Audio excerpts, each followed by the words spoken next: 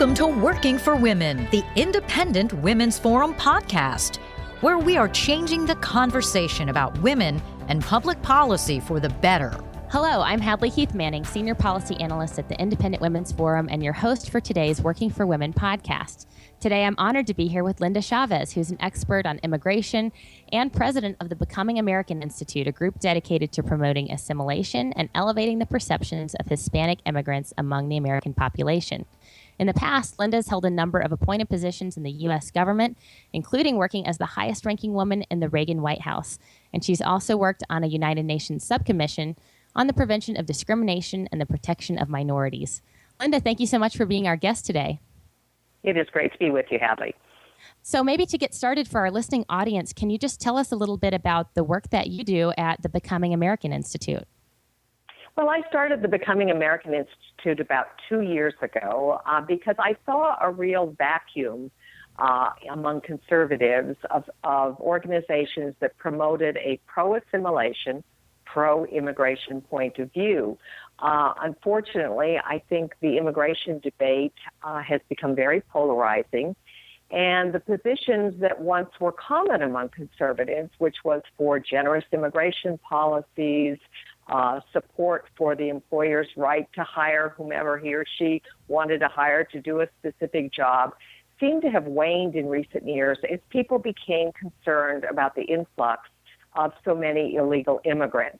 And so I thought that the best thing I could do would be to go out and give speeches, do writing, and work with conservative groups in trying to really give a different point of view on immigration policy and to talk most specifically about the success of Hispanic immigrants in integrating and assimilating into the American mainstream. That's been something I've been writing about, for 30 or 40 years. So one of the things I saw on your group's website is it says you're making the conservative case for immigration. If you just gave an overview or a few bullet points, what exactly is what you call the conservative case for immigration? Well, I think all of us are concerned about having a border that is too porous and does not have the kind of security that we expect, particularly in the age of mass terrorism. So all of us want to secure the border. The question is how best to do that. And it's my view that the best way to secure the border is to allow for legal immigration to be able to bring in the people that simply want to come here to perform jobs that others are not taking, and thereby focus our resources, and we have many more resources now on the border than we had even 10 years ago, focus those resources on catching the really bad guys, the drug dealers, the potential terrorists. So legal immigration reform is, in my view, the key to border security. And so that's what I've been out there talking about with conservatives for the last couple of years. That's so great, Linda. I'm a big fan personally of Ronald Reagan's City on a Hill speech.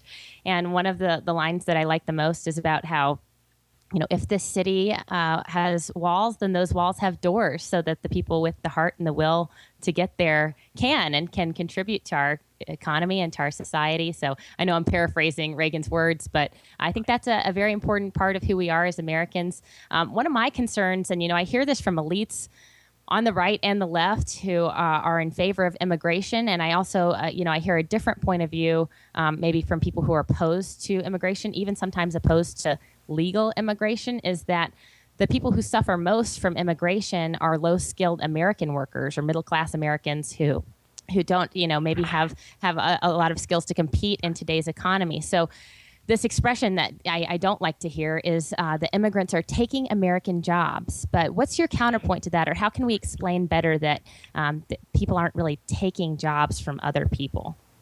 Well, this is part of my conservative message, because as conservatives, we've always believed in not looking at the economy as a static thing. It isn't as if it's a pie and that when you cut up the pieces, if I get a bigger share of the pie, you get less.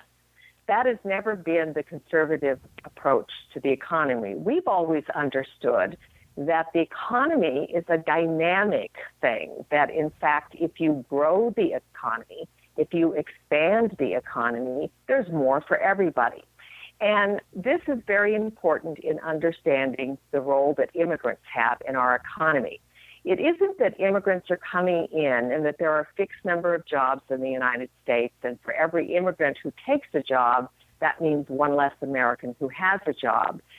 In fact, what immigrants do, as with all population growth, is they grow the economy. And it's very interesting because the opposition to immigration really comes out of a movement that started on the left, that started with those who were very concerned about population.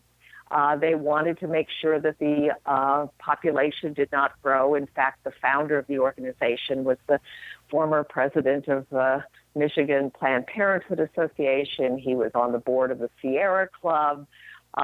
This was a group that had a kind of Malthusian approach to population, and they really believed that a population explosion would in fact make all of us end up starving to death. Well, as conservatives, we know that's not the way it works. People are human capital. And when immigrants come into the United States and they take jobs, first of all, they don't take the same jobs that Americans take.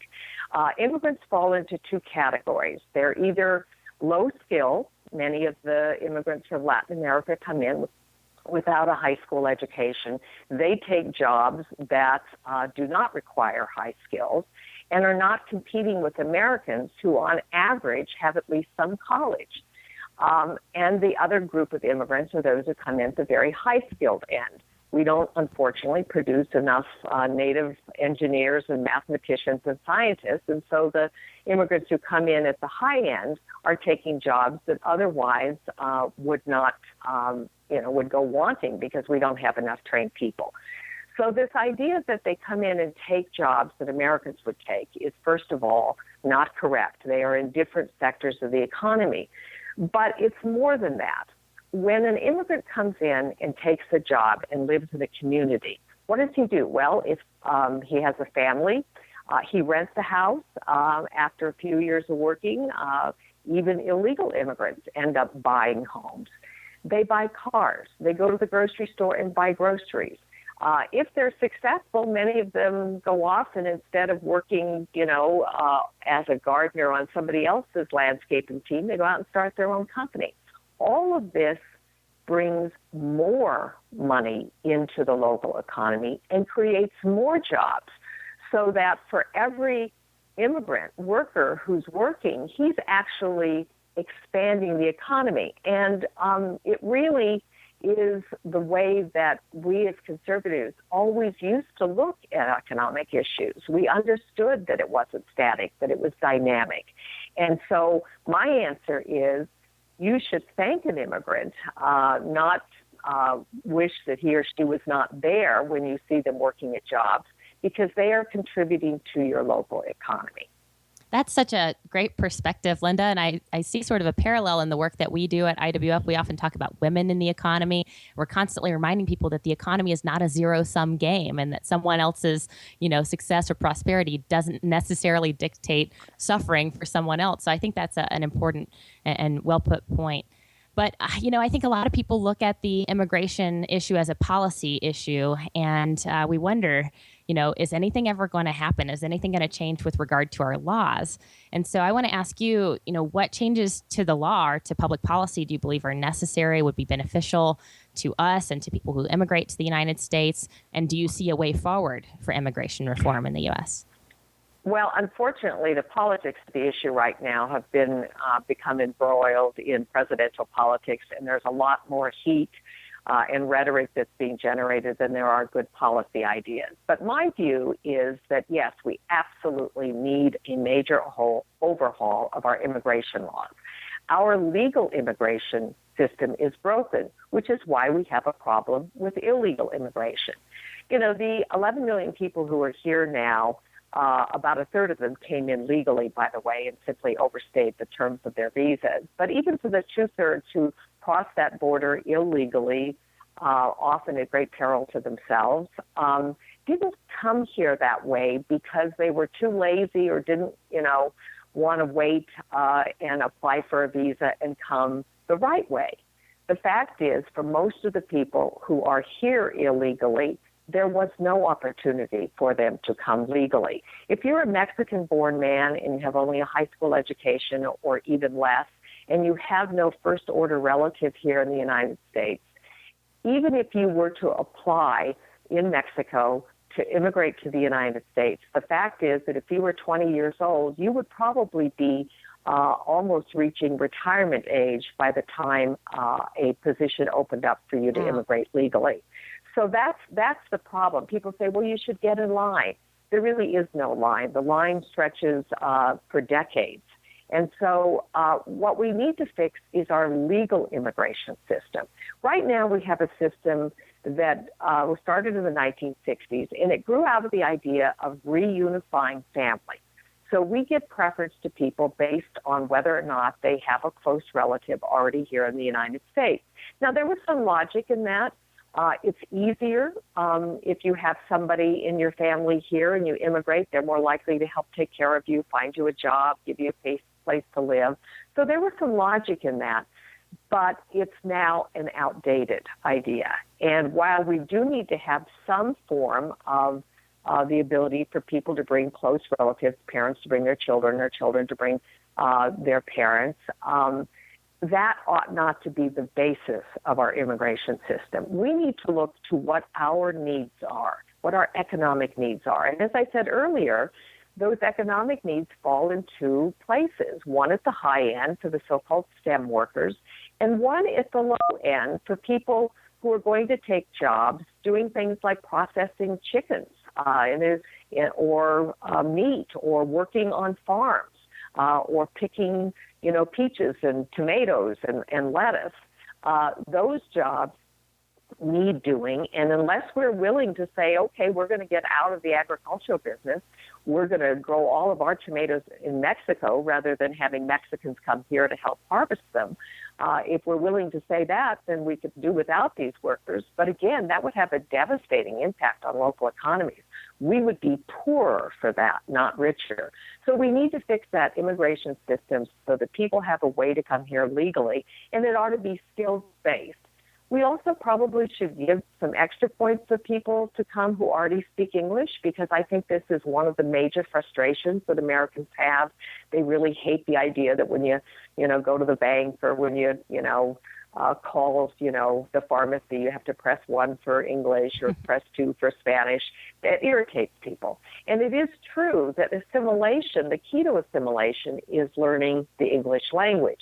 Now, the good news is Hispanic immigrants are learning English every bit as rapidly. In fact, many studies suggest more rapidly than previous cohorts of immigrants did. But because there's always an influx of newcomers coming in, when you just sort of take a snapshot, it looks like we don't assimilate well. But the proof of assimilation is never in the first generation. We have this fantasy that when the Germans and the Italians and the Poles and others were coming in the 19th and early 20th century, that they learned English right away and they lined up to get naturalized and became American citizens. Well, that's really a very romantic view of history and is not accurate. It took a generation, sometimes 2 generations.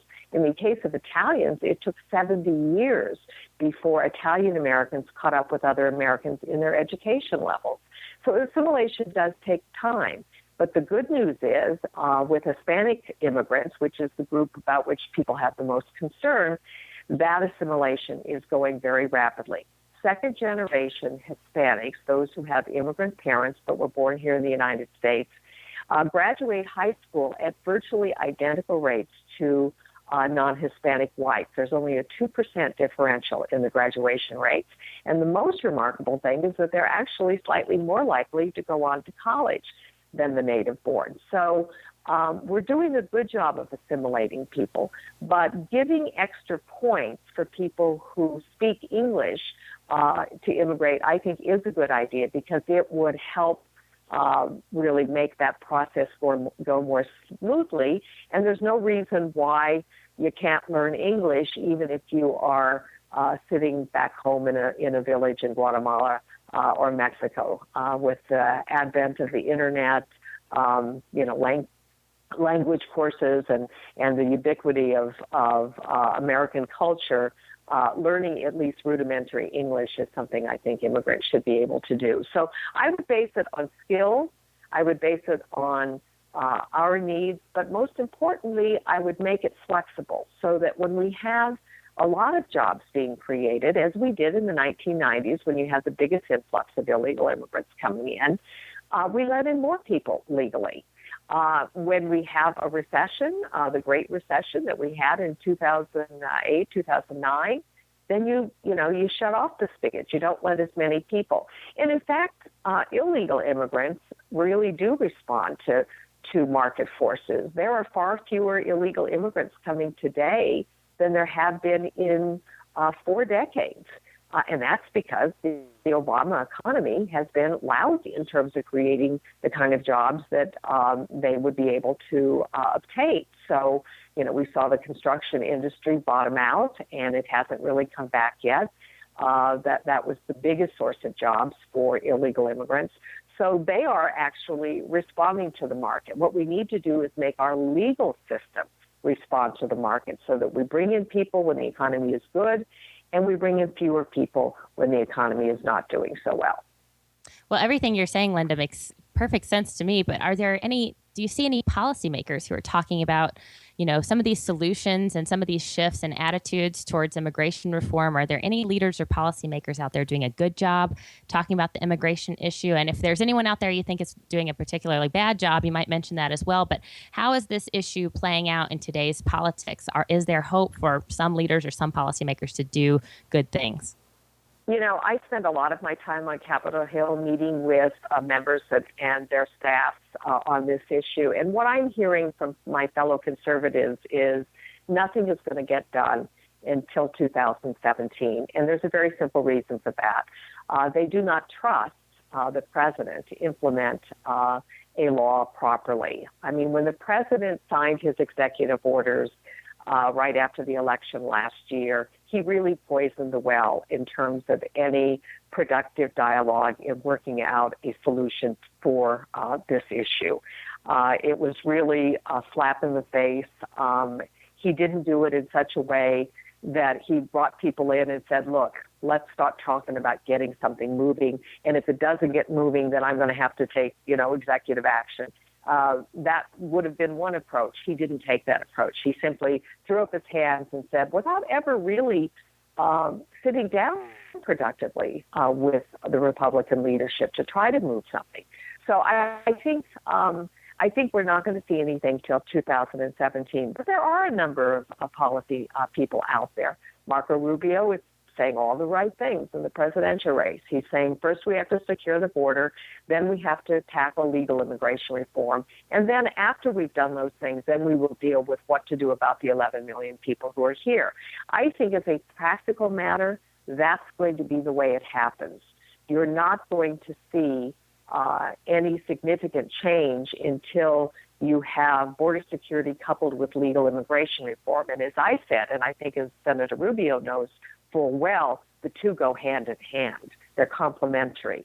It's not that one is going to be complete first and then the next is going to take place. They really do go hand in hand. But he's not the only one. There are several, obviously, Governor Bush has spoken well about it. The one person who has spoken most incorrectly about it is Donald Trump. And he has really, I think, made this issue radioactive, and it's really unfortunate. I wrote a cover story in Commentary Magazine in the October issue, and it's all about Donald Trump and his immigration position. He has really made it difficult to reach some kind of reasonable, productive policy reform.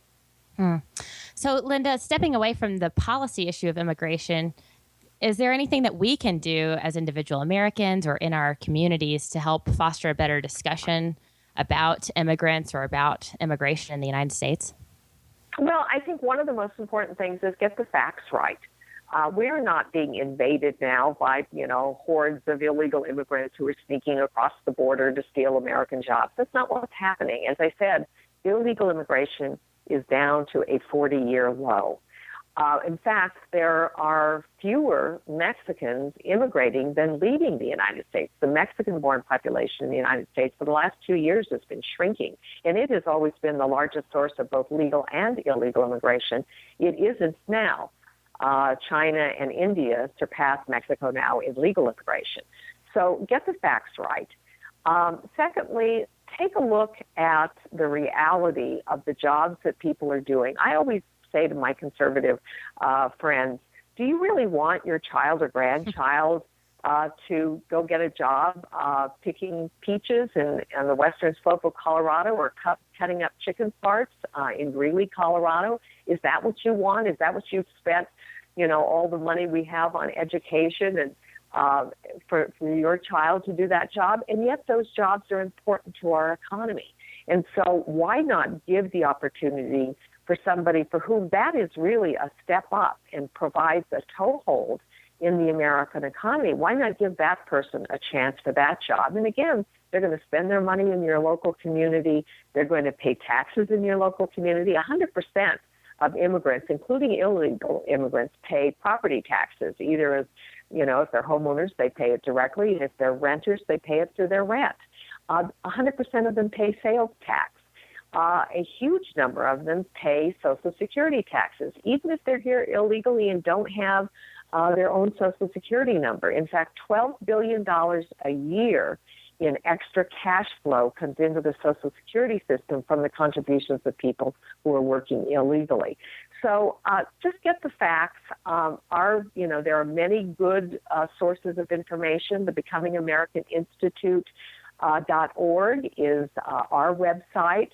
The Pew Hispanic.org is a very good resource on Hispanic assimilation. They do studies all the time, analysis of, English learning and education, home ownership, labor force participation, earnings, all sorts of good demographic data comes out of that organization. The National Immigration Forum works with a group called Bibles, Badges, and Business. And that is what it sounds like. It's the evangelical and religious community working alongside law enforcement and working alongside the business community to talk about immigration reform. So arm yourself with facts so that when you hear outrageous things on talk radio or you see, something that you think is probably wrong in the newspapers, you can get out there and write a letter to the editor or place a phone call and straighten out the people who are spreading misinformation. That is all wonderful information, Linda. Can you repeat maybe the web address where they can find the Becoming American Institute and any other ways to find out more about you or your work? Yes, that's probably the best way. You can Google me. I've got lots and lots of Google hits. But the Becoming American Institute, it's becomingAmericaninstitute.org. And it's all, one word, just spelled out. And you can find our website there. You can find us on Facebook.